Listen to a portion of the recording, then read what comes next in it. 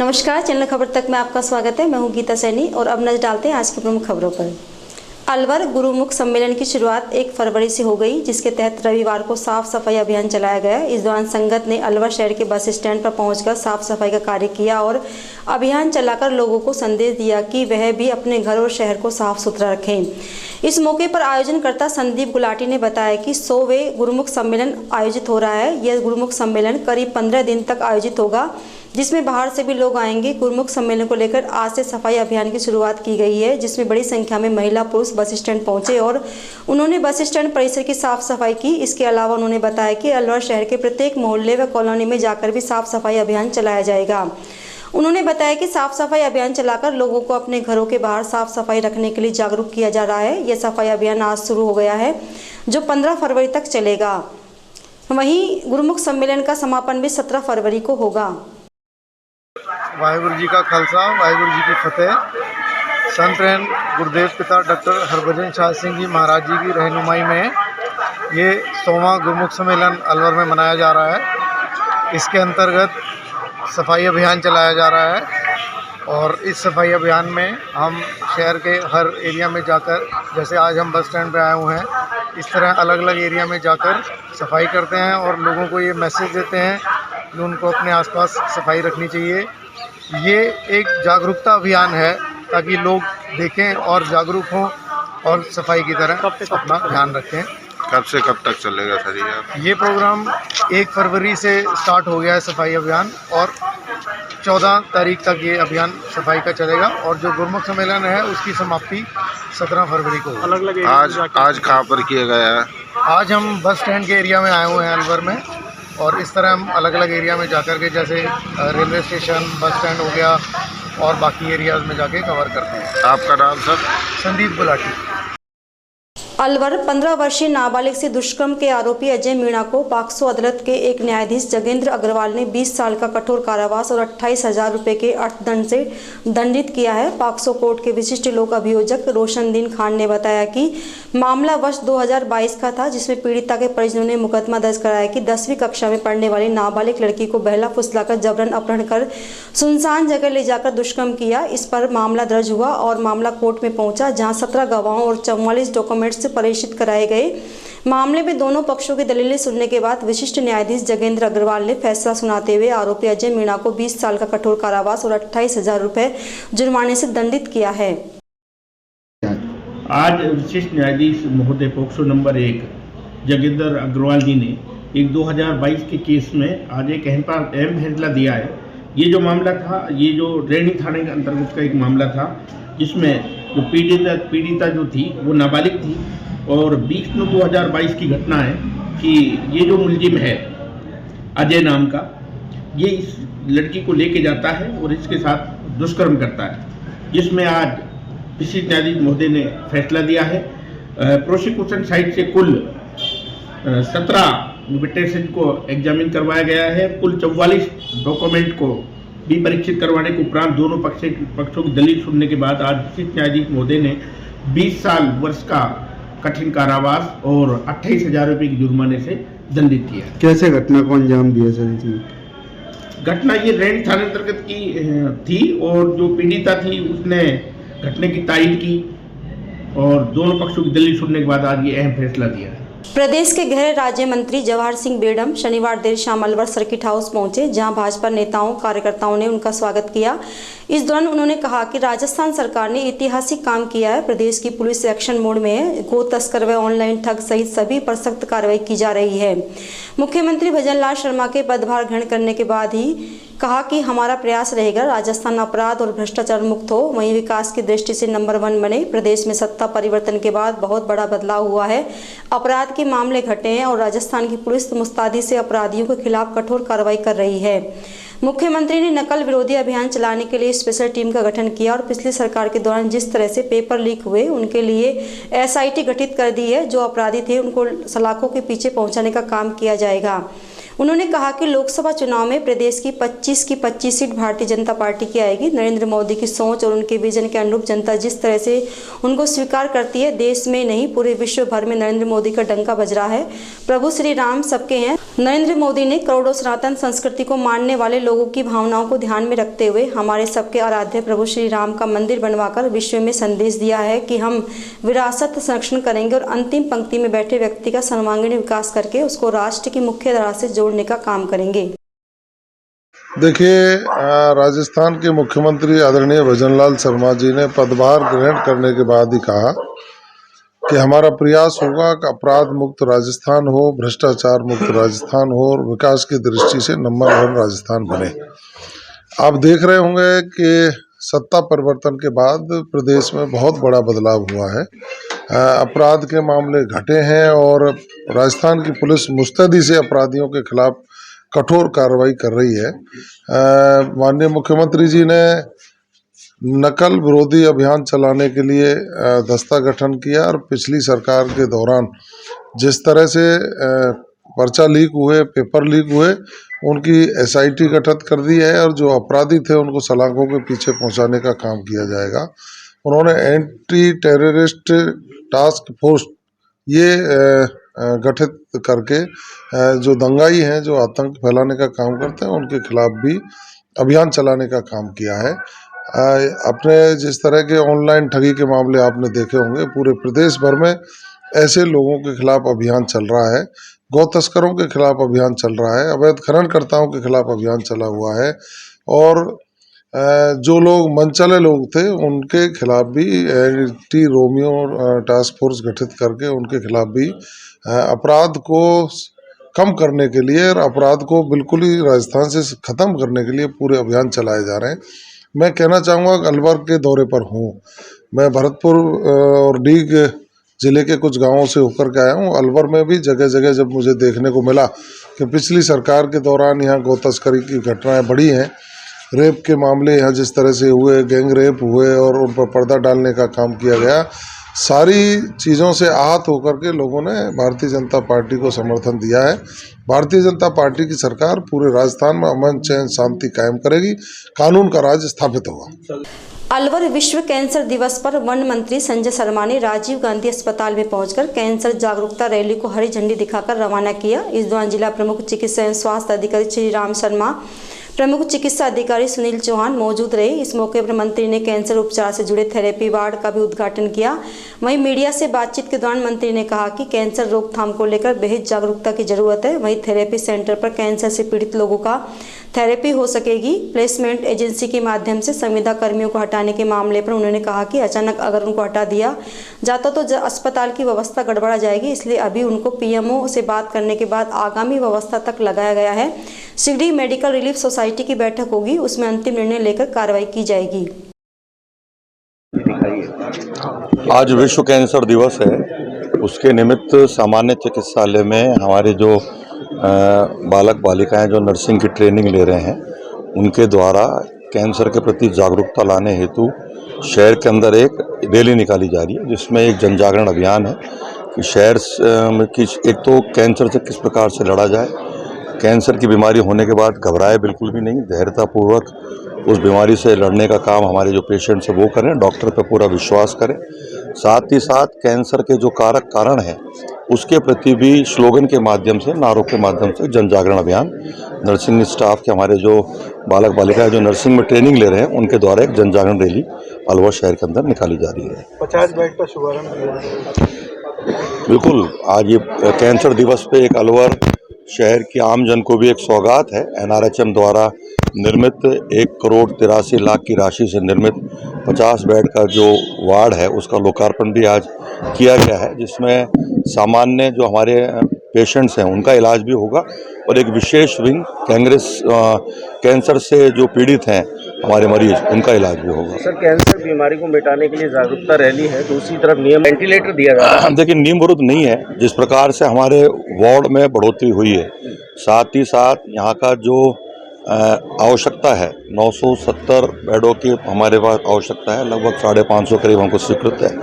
Outdoor हमारा ज़्यादा है, पेशेंट्स की संख्या हमारे पास ज़्यादा है। साथ ही साथ अलवर शहर ही नहीं, अलवर ज़िला ही नहीं, अभी तो आसपास के ज़िलों के मरीज भी यहाँ आकर के इलाज करा करके अपना आप को लाभान्वित होते हैं और अच्छा इलाज होता है। इसलिए महती आवश्यकता थी कि कर्मचारियों की संख्या में वृद्धि हो।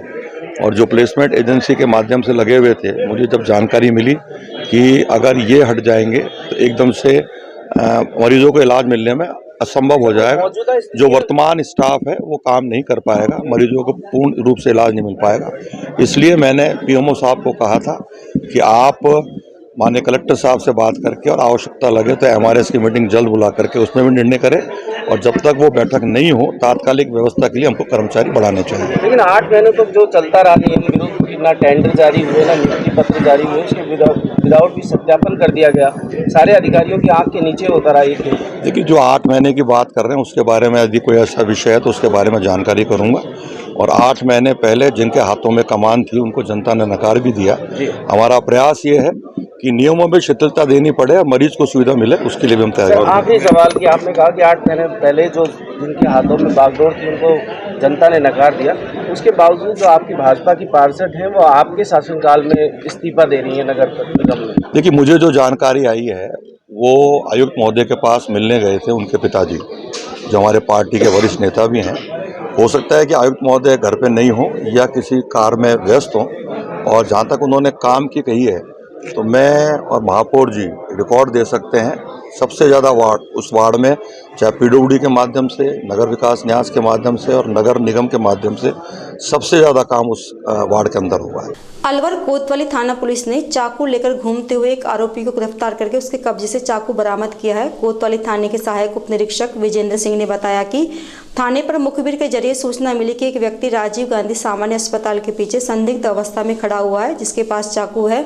वह कोई वारदात करने की फिराक में है। सूचना पर तत्काल पुलिस जाब्ता मौके पर पहुंचा, जहां पुलिस ने आरोपी रिंकू धनावत निवासी खदाना मोहल्ले को पकड़कर उसके कब्जे से अवैध चाकू बरामद किया। पुलिस अब आरोपी से चाकू लाने के मामले में पूछताछ कर रही है। पकड़े गए आरोपी रिंकू से पुलिस अन्य वारदात के मामले में पूछताछ कर रही है। कल शाम को दौरान गश्त मुखबिर से सूचना मिली थी कि एक व्यक्ति अपने सरकारी हॉस्टल के पीछे कंपनी बाग के पास अवैध हथियार लेकर घूम रहा है, जो कोई वारदात करने की फिराक में। इस इत्तला की तस्दीक है तो मौके पर पहुंचे तो वहां पर एक व्यक्ति एक बड़ा चाकू लेकर घूम रहा था, जिसको जो पुलिस की गाड़ी को देख करके भागने लगा, जिसको पुलिस ने रात से पकड़ करके नाम पता पूछा तो उसने नाम अपना रिंकू धानावत पुत्र अशोक कुमार धानावत, जाति कलाल, उम्र 26 साल, निवासी गुरुद्वारा के पीछे खदाना मोहल्ला अलवर का होना बताया। अलवर कोतवाली थाना पुलिस ने चाकू लेकर घूमते हुए एक आरोपी को गिरफ्तार करके उसके कब्जे से चाकू बरामद किया है। कोतवाली थाने के हेड कांस्टेबल प्रेम निराला ने बताया कि थाने के सहायक उप निरीक्षक हितेंद्र कुमार के पास रात्रिकालीन गश्त के दौरान मुखबिर से सूचना मिली कि एक व्यक्ति खदाना मोहल्ले में संदिग्ध खड़ा हुआ है, जो लोगों को धारदार चाकू दिखाकर भय पैदा कर रहा है। सूचना पर तत्काल पुलिस मौके पर पहुंची, जहां पुलिस ने आरोपी सागर वाल्मीकि को गिरफ्तार किया और उसके कब्जे से चाकू बरामद किया। पुलिस ने बताया गई पकड़े गए आरोपी के खिलाफ पूर्व में भी मारपीट के मामले थाने पर दर्ज हैं।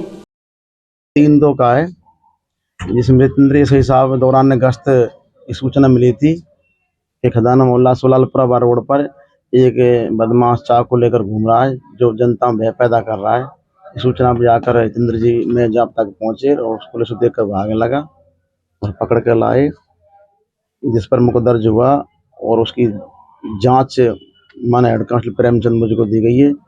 इसको आज स्वास्थ्य परीक्षण कराया गया है, पेश किया जा रहा है। क्या नाम है इसका? इसका नाम सागर पुत्र कमल खदाना मोहल्ला का वाल्मीकि है और इसमें अपराध भी है, पहले 2 आत्म अपराधी किस्म का है।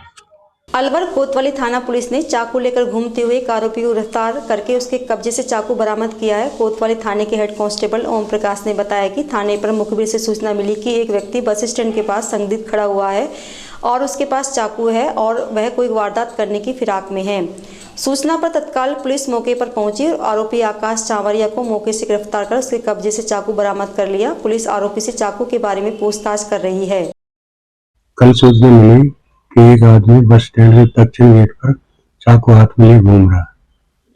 इस सूचना पर मैं जाबते के समेत वहाँ पहुंचा तो वह एक 20-22 साल का लड़का चाकू हाथ में ले घूम रहा था, जिसको रोक कर पूछा, नाम पति पूछे तो अपना नाम आकाश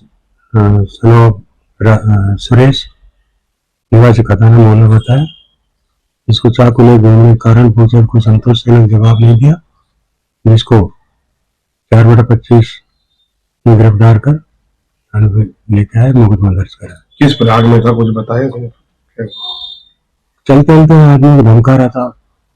अलवर गृह राज्य मंत्री जवाहर सिंह बेडम ने रविवार को सर्किट हाउस में अधिकारियों की समीक्षा बैठक ली और जन सुनवाई की। इस दौरान उन्होंने मीडिया से बातचीत करते हुए कहा, अगर कोई भी अधिकारी और कर्मचारी भ्रष्टाचार के मामले में दोषी पाया जाएगा तो उसके खिलाफ सख्त कार्रवाई की जाएगी। ग्रामीण क्षेत्रों में जो गोचर भूमि है उनको भी चिन्हित करके गायों को लिए खाली करवाया जाएगा। पुलिस को भी जो भी संसाधन है वह जल्द उपलब्ध कराए जाएंगे, जिससे कि क्राइम के मामले में अंकुश लगेगा। उन्होंने कहा, पिछली सरकार में जिस तरह यहां पर दलितों के साथ अत्याचार, बालिकाओं से गैंगरेप और गो तस्करी की घटनाएं लगातार बढ़ी हैं और अधिकारियों ने राजनीतिक दबाव में आकर कार्रवाई नहीं की, उसकी भी शिकायत मिली है। उन्होंने अलवर एसपी को निर्देश दिए हैं कि अपराधी कोई भी हो उसको अपराधी की तरह व्यवहार करें। उन्होंने कहा कि राजस्थान अपराध मुक्त हो, यह उनकी पहली प्राथमिकता रहेगी। देखिए, सबसे पहले तो मैं आप सबका धन्यवाद ज्ञापित करना चाहूँगा कि आप लोग हमारी आवाज़ को जनता तक पहुंचाने का काम करते हैं और मुझे जो कवर करने के लिए आपने समय दिया उसका मैं आपका विशेष आभारी हूँ। धन्यवाद ज्ञापित। मैं 2 दिन से अलवर जिले के दौरे पर हूँ।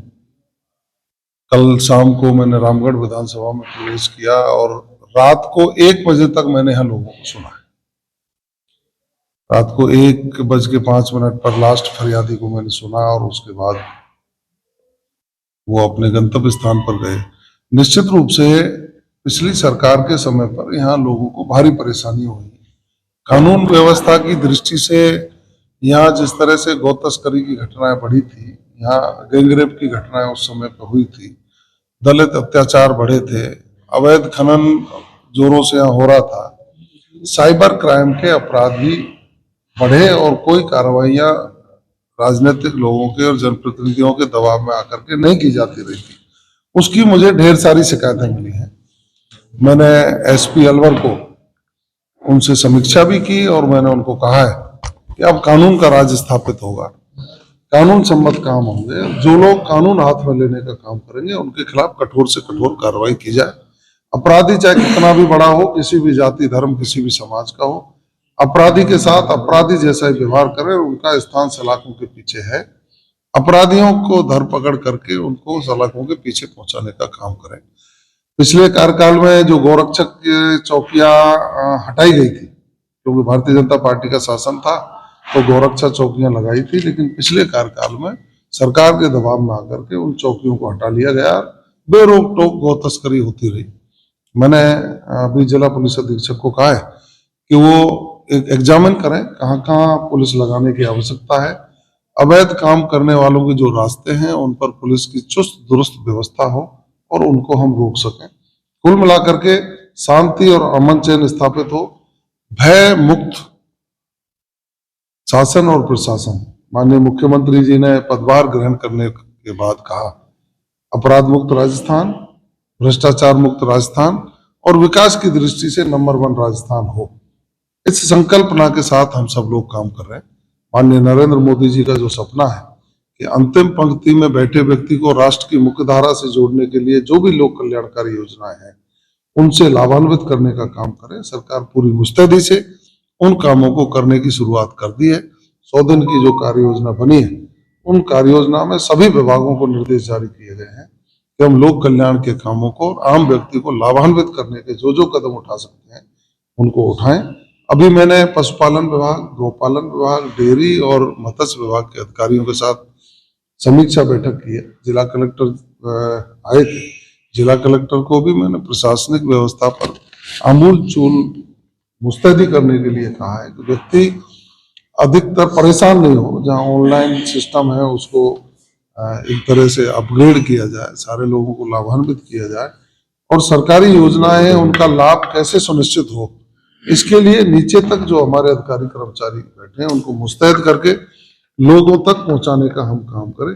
व्यक्ति ऑफिस के चक्कर नहीं काटे, उसको सर्विस डिलीवरी उसके घर पे उपलब्ध हो, क्योंकि हमारे पास ANM है, हमारे पास पटवारी है, हमारे पास आंगनबाड़ी है, हमारे पास ग्राम सेवक है, हमारे पास CHO है, सारी चीजें हैं। अलवर अरावली बिहार थाना क्षेत्र में ईटाराना पुलिया के पास अज्ञात व्यक्ति का शव पेड़ से लटका हुआ मिलने से क्षेत्र में सनसनी फैल गई। कंट्रोल रूम के जरिए थाने पर सूचना मिली कि ईटाराना पुल के पास रोड के समीप एक अज्ञात व्यक्ति पेड़ पर लटका है, जिस पर पुलिस मौके पर पहुंची और शव को नीचे उतारा। ASI सुखराम ने बताया कि मृतक की उम्र करीब 50 साल है, हाइट करीब 5.5 फुट है, जिसने नीले कलर की शर्ट और काले कलर की पैंट पहनी हुई है। पैंट और शर्ट की जेब में कुछ नहीं मिला, इस कारण तुरंत पहचान नहीं हो सकी। मृतक के पास एक बैग मिला है, उसमें कपड़ों के अलावा कुछ नहीं था।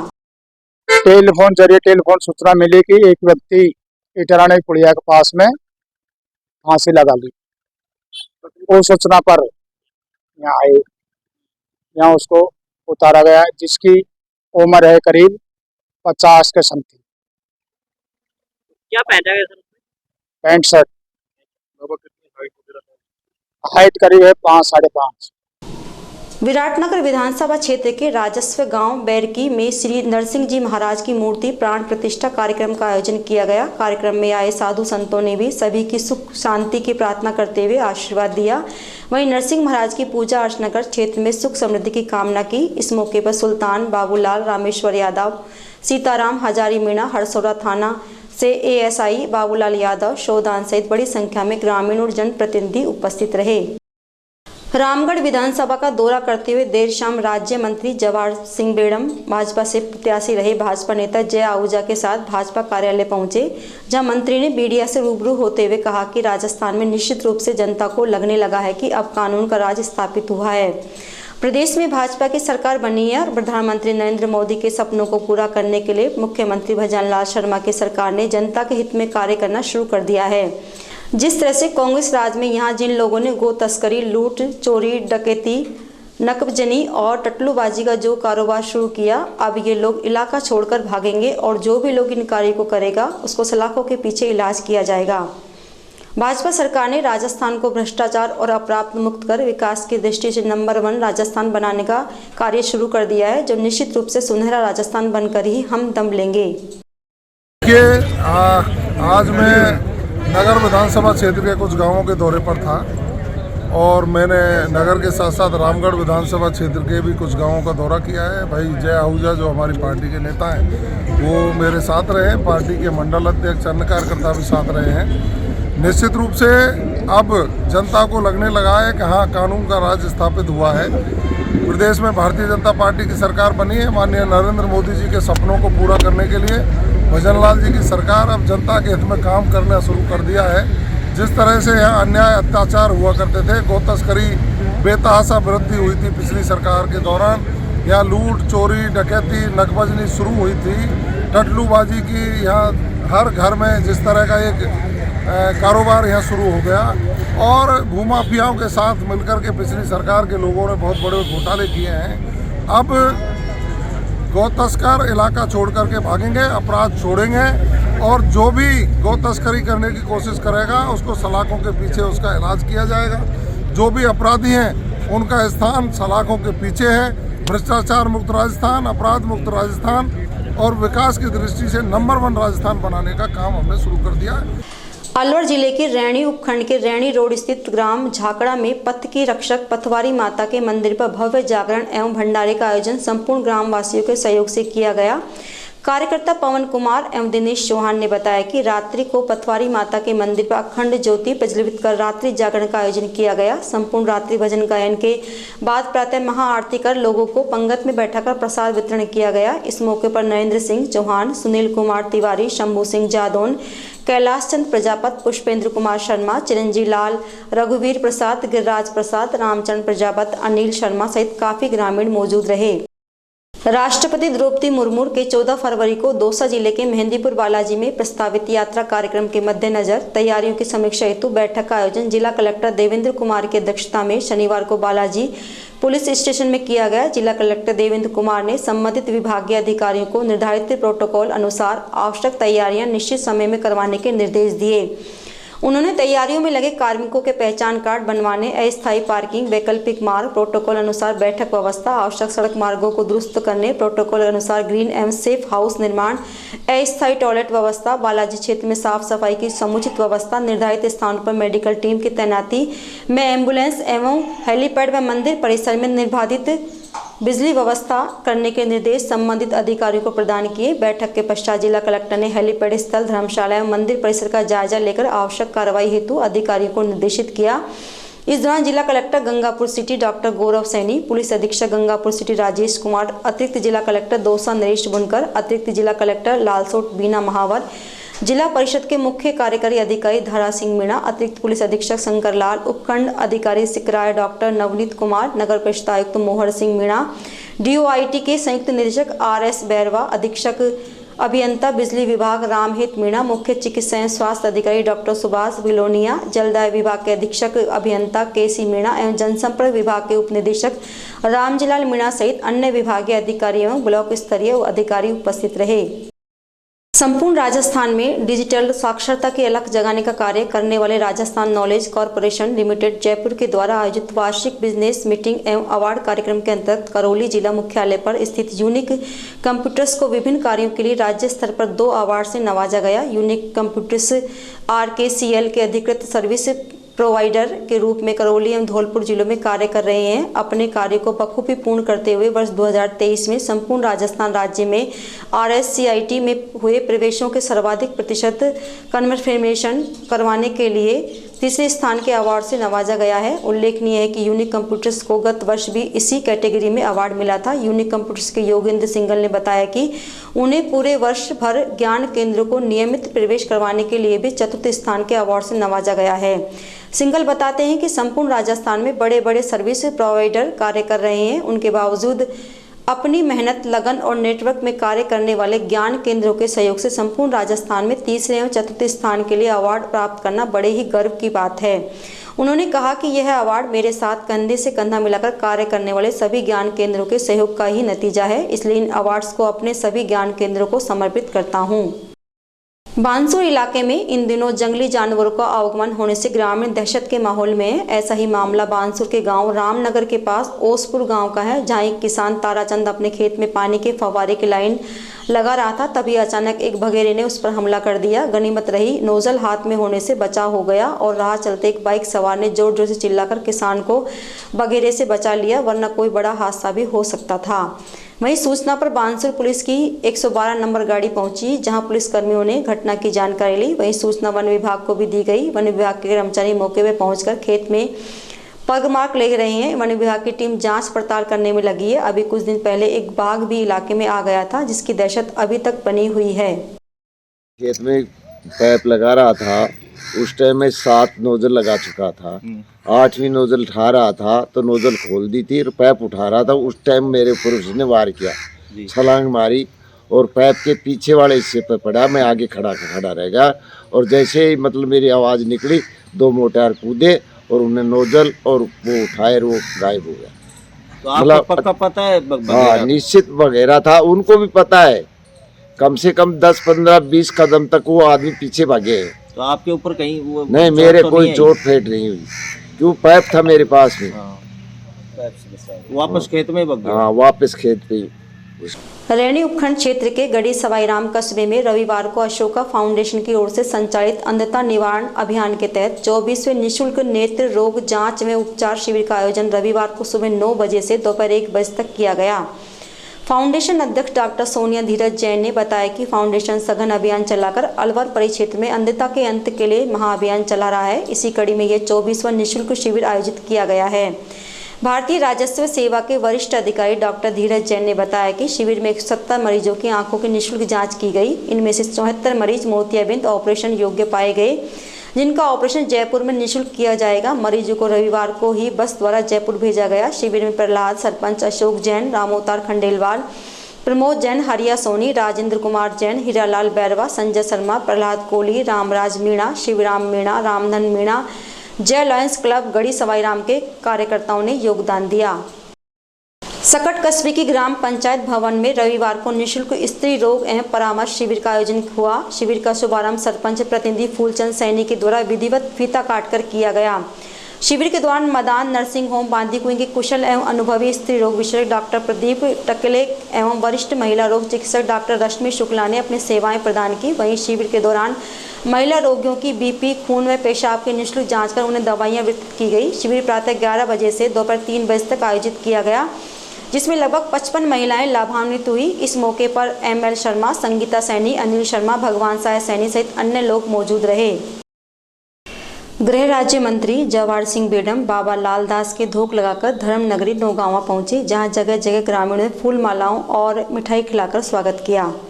पूर्व जिला पार्षद धीर सिंह गुर्जर ने बताया कि गृह राज्य मंत्री जवाहर सिंह बेडम व संगठन पदाधिकारी, जनप्रतिनिधि व भारतीय जनता पार्टी के कार्यकर्ताओं ने भरतपुर, डीग, नगर सीकरी, अलावलपुर, नौगांवा आदि गांवों का दौरा किया। तहसील नौगांवा पहुंचते ही गृह मंत्री जवाहर सिंह बेडम ने बाबा लालदास मंदिर में अपने कार्यकर्ताओं सहित धूप लगाई। चौहान परिवार ने जवाहर सिंह बेडम को चांदी का मुकुट भेंट किया, जिसे मंत्री देवनारायण मंदिर में चढ़ाने के लिए वापस दे दिया। गृह राज्य मंत्री बेडम ने गहलोत सरकार पर तंज कसते हुए कहा कि पिछली सरकार ने मंत्री विधायक भूमाफिया से मिलकर भ्रष्टाचार करते रहे। टटलूबाजी और गो तस्करी में बेहताशा बढ़ोतरी हुई। गो तस्कर और टटलूबाजी अब राजस्थान में नहीं चलने देंगे।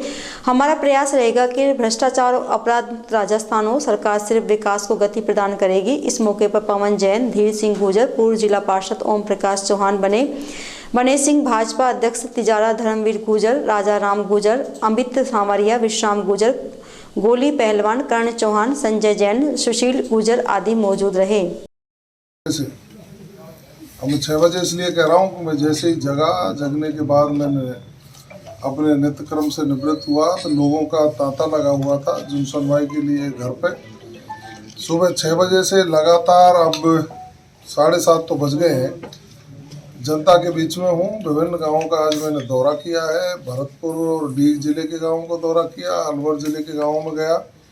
जनता में बहुत बड़ा जज्बा है, जोश है। माननीय नरेंद्र मोदी जी की लोक कल्याणकारी योजनाओं से लोग प्रभावित हैं और प्रदेश के मुख्यमंत्री आदरणीय भजनलाल शर्मा जी ने जैसे ही पदभार ग्रहण किया और पदभार ग्रहण करने के बाद जिस तरह से उन्होंने जनता के हित में निर्णय लिए, उससे जनता प्रफुल्लित भी है और जनता को एकदम विश्वास हुआ है कि हाँ, भारतीय जनता पार्टी की सरकार राजस्थान में सुशासन देगी और विकास की दृष्टि से राजस्थान को नंबर 1 बनाकर 2047 में जब देश विकसित देशों की श्रेणी में आएगा तो उस समय राजस्थान की एक अहम भूमिका उसमें होगी।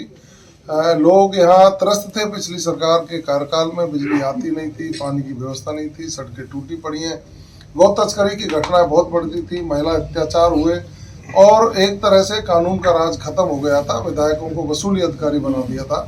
विधायक यहाँ थानों से, तहसील से चौथ वसूली करने का काम करने के अलावा उनके पास कुछ नहीं था। अब जनता को महसूस हो रहा है कि हाँ, उनके चुने हुए जनप्रतिनिधि जो भारतीय जनता पार्टी के हैं वो जनता के हितों की रक्षा के लिए जनता के संपर्क में भी है और विधानसभा में और सरकार में बैठ कर के अच्छे निर्णय लेकर के जनता को राहत देने का काम कर रहे हैं। 22 जनवरी को जिस तरह से भगवान श्री राम के मंदिर में रामलला पधारे और लोगों ने पूरे हर्षोल्लास से दीपावली का त्यौहार मनाया और लोगों ने महसूस किया कि हाँ, अब हमारी विरासत का संरक्षण हो रहा है, हाँ, अब हमारी संस्कृति का संरक्षण हो रहा है और देश जो विश्वगुरु बनने के रास्ते पर चल पड़ा है, माननीय नरेंद्र मोदी जी के नेतृत्व में हम वो सारे सपनों को पूरा करेंगे। जो आगामी लोकसभा चुनाव की तैयारियों को लेकर रामगढ़ विधानसभा क्षेत्र के ब्लॉक रामगढ़ में ब्लॉक अध्यक्ष, मंडल अध्यक्ष, बूथ अध्यक्षों की कार्यकारिणी की बैठक आयोजित की गई। कांग्रेस जनों ने अलवर लोकसभा के AICC समन्वयक धर्मेंद्र राठौड़ एवं जुबेर खान और जिला अध्यक्ष योगेश मिश्रा का माला व साफा पहनाकर स्वागत किया। धर्मेंद्र राठौड़ ने अपने संबोधन में कहा कि देश में लोकतंत्र एवं संविधान बचाने के लिए कांग्रेस को सत्ता में लाना बेहद जरूरी है। भाजपा चुनाव जीतने के लिए धार्मिक ध्रुवीकरण करती है। भाजपा ने राजस्थान को केंद्र शासित प्रदेश बना दिया है। सभी कांग्रेस पदाधिकारियों ने शपथ ली कि लोकसभा चुनाव में कांग्रेस पार्टी जिसे भी उम्मीदवार तय करेगी उसके साथ सभी कंधे से कंधा मिलाकर मजबूती से कार्य करेंगे और उसे जीता कर ही भेजेंगे। रामगढ़ विधायक जुबेर खान ने कहा, प्रत्येक कार्यकर्ता कांग्रेस पार्टी की नींव का पत्थर है। आगामी लोकसभा चुनाव में प्रत्येक कार्यकर्ता एवं पदाधिकारी को इस तरह से कार्य करना है कि जैसे कि वह खुद ही चुनाव लड़ रहा है। संविधान खतरे में है, देश किस दिशा में जाएगा कोई नहीं कह सकता, दो बुनियादी मुद्दे हैं देश के, महंगाई, बेरोजगारी, इन पे काम नहीं हो रहा, केवल धार्मिक मुद्दों को भड़का के वोट लेने की राजनीति हो रही है देश में, तो बहुत चिंताजनक है। कांग्रेस पार्टी, खासतौर पे राहुल गांधी जी, हमारी पार्टी के राष्ट्रीय अध्यक्ष खड़गे साहब, हमारे राजस्थान के पूर्व मुख्यमंत्री अशोक गहलोत साहब, हमारे प्रदेश कांग्रेस के अध्यक्ष गोविंद डोटासरा जी और नेता प्रतिपक्ष टीकाराम जी जोली, और यहाँ रामगढ़ के स्थानीय और लोकप्रिय विधायक हैं हमारे जुबेर खान जी, हमारे जिलाध्यक्ष। कांग्रेस का एक एक सच्चा कार्यकर्ता, हम सब चुनाव के लिए पूरी तरह तैयार हैं और हम ये उम्मीद है हमें इस बार राजस्थान में जो 2 बार लगातार 25 की 25 सीट बीजेपी जीत के गई है, ऐसे अलवर में भी 2 बार लगातार सांसद यहाँ के बालकनाथ जी जो MP रहे। अब अलवर की जनता ये देख रही है कि जब भंवर जितेंद्र सिंह MP थे, केंद्रीय मंत्री थे, तो कितने काम हुए। Khairthal senior high secondary school की मैदान में रविवार को KCC द्वारा क्रिकेट प्रतियोगिता आयोजन किया गया। इस प्रतियोगिता में 6 टीमों ने भाग लिया, जिसका शुभारंभ मुख्य अतिथियों ने किया। इस मौके पर अतिथियों को स्मृति चिन्ह देकर सम्मानित किया गया। प्रतियोगिता प्रत्येक मैच हर रविवार को खेला जाएगा। 1 महीने तक यह प्रतियोगिता चलेगी। राजेश उर्फ लखन शर्मा ने बताया कि विजेता टीम को शैलजा परिवार की ओर से 31,000 रुपये दिए जाएंगे। द्वितीय टीम को केदार सैनी पूर्व पार्षद की ओर से 15,000 रुपये दिए जाएंगे। ओड महासभा संस्थान के प्रदेश अध्यक्ष निर्मल प्रकाश सूरा ने सर्किट हाउस में गृह राज्य मंत्री जवाहर सिंह बेडम राजस्थान सरकार को ज्ञापन दिया।